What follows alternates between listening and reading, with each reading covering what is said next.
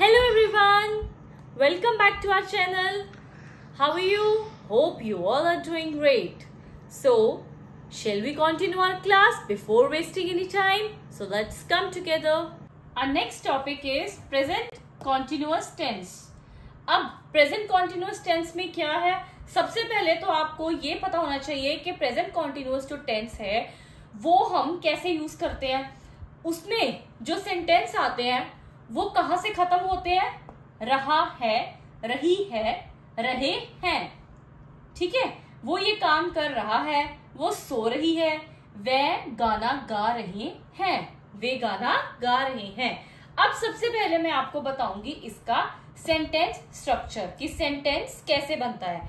आपको ये सब तो पता है कि सेंटेंस बनाने के लिए first of all we need subject, then we need verb, right? And at the last we need object. ठीक है, ये तो आपको सबको पता है. लेकिन इसमें जो प्रेजेंट कॉन्टिन्यूअस टेंस है इसका जो सेंटेंस स्ट्रक्चर है वो क्या है? देखिए, सब्जेक्ट एज इट इज आ जाएगा.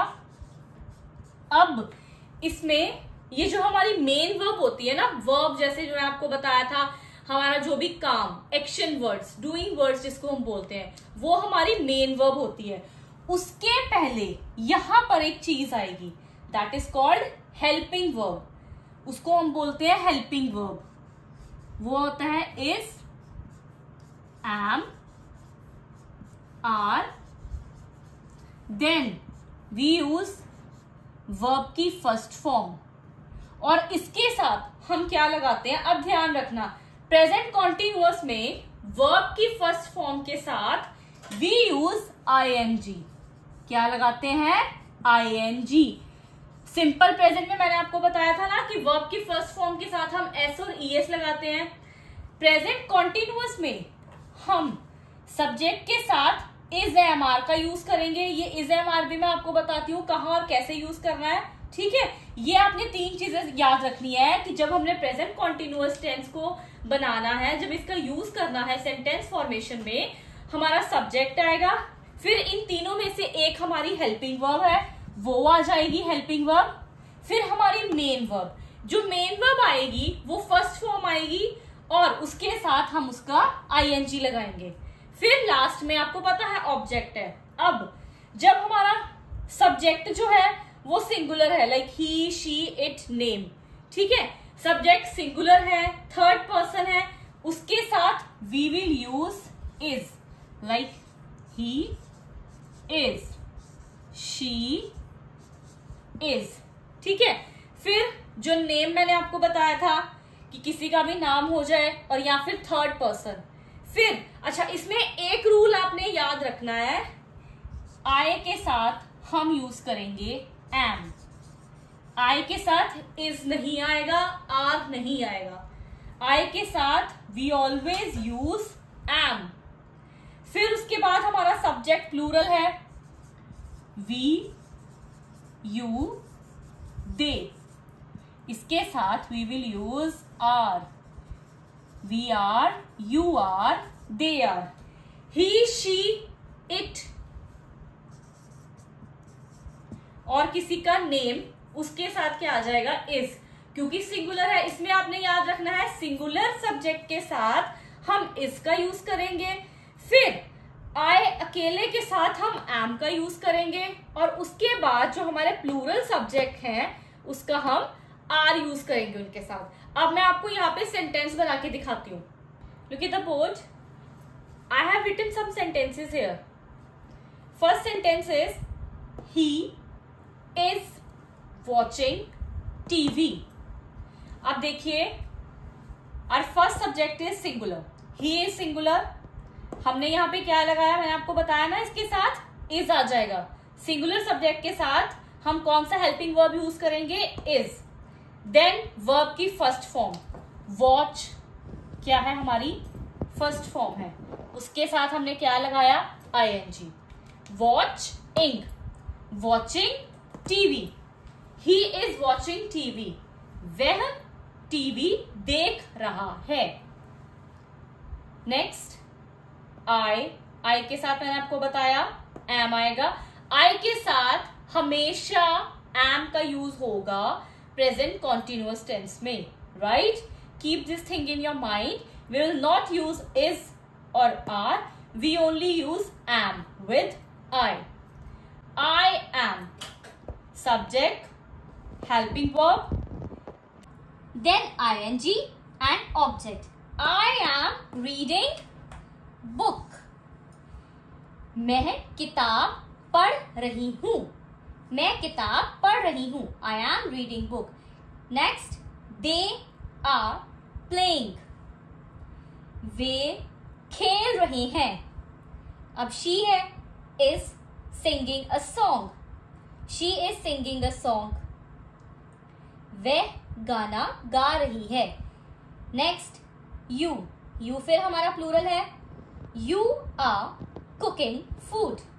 तुम खाना बना रही हो. Now, this is you have to use while making sentence of present continuous tense. Subject, helping verb, first form of verb plus ing and at the last object. हम इसमें क्या use करेंगे? Subject, helping verb मैंने आपको बताया is, am, are. It will depend upon the subject और उसके बाद हमारा object. Now, I will tell you where you have to use and when you have to use this tense. So listen carefully. सबसे पहले हम इस tense को रहा है, रही है, रहे हैं, हम कब यूज करेंगे? When the thing is happening at the same time of speaking. वो काम कब हो रहा है? जब मैं, अब जैसे मैं आप बोल रही हूँ और वो काम साथ में हो रहा है. मैं आपको पढ़ा रही हूँ, साथ में मैं आपको पढ़ा भी रही हूँ और बोल भी रही हूँ. वो उस टाइम पे काम हो भी रहा है, ठीक है, और वो काम उस टाइम चल भी रहा है. वो बोलने के टाइम पे काम चल रहा है. उस टाइम हम सबसे पहला यूज करते हैं सेंटेंस प्रेजेंट कॉन्टिन्यूअस टेंस का. देखिए, सबसे पहले हम इस सेंटेंस का यूज कहाँ करते हैं? At the time of speaking. जब वो काम हो रहा है और साथ में हम बोल भी रहे हैं. जैसे he is writing a letter. वो लेटर लिख रहा है और साथ में लिख भी रहा है. मैं आपको पढ़ा रही हूं, मैं बोल भी रही हूं और यहाँ पे मैं आपको पढ़ा भी रही हूं. ठीक है, सबसे पहले इस सेंटेंस का यूज होगा at the time of speaking, जब हम कुछ बोल रहे हैं और वो काम उसी टाइम साथ साथ में हो रहा है. नेक्स्ट आता है इट इज कॉन्टिन्यूसली हैपनिंग. कहते वो काम लगातार हो रहा है बट उस टाइम पे नहीं हो रहा जब आप बोल रहे हो. ठीक है, काम तो चल रहा है लेकिन बोलने के टाइम पे नहीं चल रहा. जैसे Sita is learning English grammar now a days. मतलब वो आजकल, सीता जो है वो आजकल इंग्लिश ग्रामर को सीख रही है. ठीक है, I am serving in this office. मैं इस ऑफिस में काम कर रही हूँ. काम कर रही हूँ ना, मैं आपको बता रही हूँ, लेकिन उस टाइम पे मैं काम नहीं कर रही हूँ, लेकिन फिर भी वो काम मेरा हो रहा है. मैं अभी भी वहां पे मौजूद हूँ, वो काम करती हूँ. फिर ही is writing A novel now a days. हम कहते हैं ना आजकल वो नॉवल लिख रहा है, वो आजकल ये काम कर रहा है, ये काम कर रहा है. मतलब सबसे पहले मैंने आपको बताया कि वो काम जब हम बोल रहे हैं साथ में हो रहा है तब इसका यूज होगा. सेकंड, इसका यूज कब होगा? वो काम अभी भी चल रहा है लेकिन वो उस टाइम नहीं हो रहा जब आप बता रहे हो. थर्ड आता है कि कोई चीज पहले से हमने तय कर रखी है, अरेंज कर रखी है, जो फ्यूचर में होनी है. ठीक है, ये जो सेंटेंसेस है ना, ये सारे ये फ्यूचर टाइम को शो कर रहे हैं, यहाँ पे शो करेंगे, लेकिन उसका इंग्लिश ग्रामर के अकॉर्डिंगली ये कॉन्टिन्यूअस में ही होता है. जैसे they are going to Delhi tomorrow. वो कल दिल्ली जा रहे हैं. अभी जाना है ना, उन्होंने गए तो नहीं ना, मतलब जाएंगे. वो आपको बताया था ना कि जो चीज अभी होनी है वो फ्यूचर में होती है, लेकिन यहाँ पे अब ये हम क्या शो कर रहा है कि ये तो प्रेजेंट कॉन्टिन्यूअस में आ रहा है. तो ये वाले सेंटेंसेस इंग्लिश ग्रामर के अकॉर्डिंगली ये सेंटेंसेस जो है कॉन्टिन्यूअस के साथ ही बनेंगे. ठीक है, नेक्स्ट है we are meeting today in the evening. जैसे आज हम शाम को, हम बोलते हैं ना आज हम शाम को शादी में जा रहे हैं, आज हम वहां जा रहे हैं, मूवी देखने जा रहे हैं.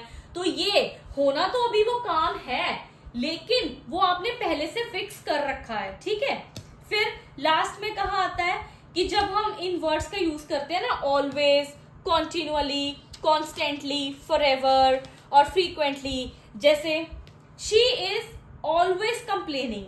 हम ये बता रहे हैं कि वो उसकी मतलब आदत है, वो ये काम करती रहती है, जो आदत कभी नहीं चेंज होती, कॉन्टिन्यूटी में चलती है। शी इज ऑलवेज कंप्लेनिंग, वे हमेशा कंप्लेंट करती रहती है। His wife is continually crying these days, इन दिनों उसकी पत्नी लगातार रो रही है।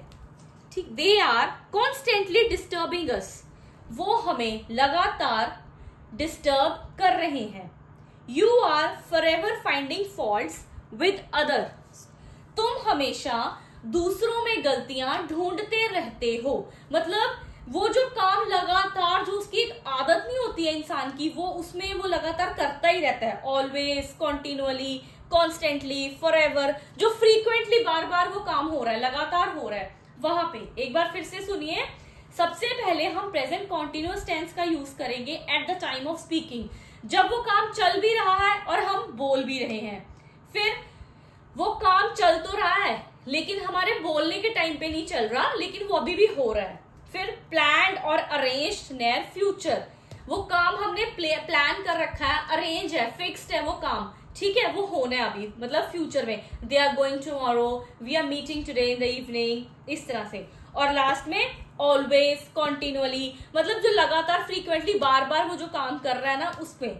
ये 4 चीजों में हमारा प्रेजेंट कॉन्टिन्यूअस टेंस यूज होगा। तो अब फिर से देखिए, मैं आपको शुरू से बताती हूँ कि प्रेजेंट कॉन्टिन्यूअस टेंस में हम कैसे और क्या यूज करते हैं। यहाँ पे मैंने आपको बताया था कि जो इस सेंटेंस का जो एंड है वो रहा है, रही है, रहे हैं से होगा।